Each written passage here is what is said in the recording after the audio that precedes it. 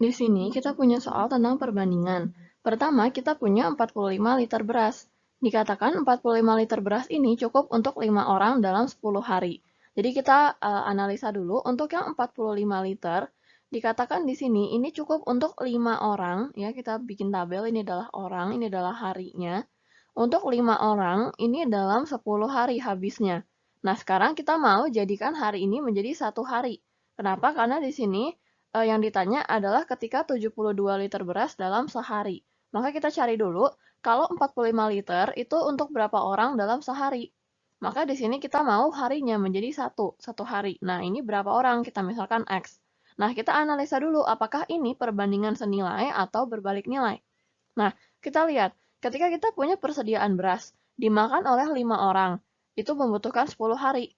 Tapi, kalau harinya semakin sedikit, berarti makin cepat habis. Kalau makin cepat habis, logikanya yang makan semakin banyak.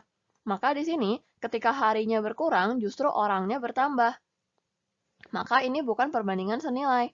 Jadi, di sebelah kiri kalau kita nggak balik, jadi kita tetap 5 per X, maka yang di sebelah kanan harus kita balik.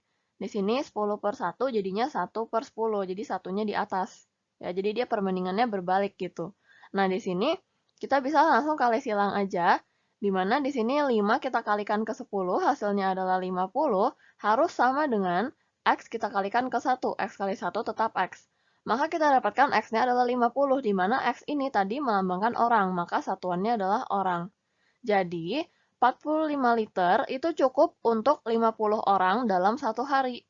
Ya, 45 liter itu 1 hari untuk 50 orang. Sekarang justru persediaan berasnya yang berubah. Tadinya 45 liter, sekarang 72 liter. Maka kita buat tabel yang baru. Di sini berasnya tadinya 45 liter, untuk 1 hari itu cukup untuk 50 orang. Nah, sekarang yang ditanya kalau 72 liter, berapa orang? Maka kita misalkan Y. Nah, jadi di sini kalau kita lihat, ketika berasnya semakin banyak, ya, kalau berasnya semakin banyak, orangnya juga pasti semakin banyak, karena persediaannya bertambah, maka orang yang makan juga lebih banyak gitu. Maka di sini ini adalah perbandingan senilai. Jadi kita buat perbandingannya nggak usah dibalik, 45 per 72 sama dengan 50 per Y. Nah, di sini kita bisa bagi 45 dengan 9 hasilnya 5, 72 juga kita bagi 9 hasilnya 8.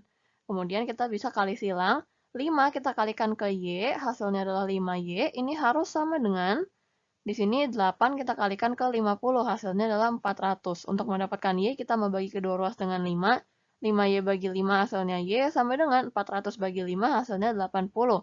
Maka, orang yang ikut berkemah ada sebanyak 80, satuannya orang. Jadi jawabannya yang C. Sampai di sini, semoga teman-teman mengerti. Sampai jumpa di soal berikutnya.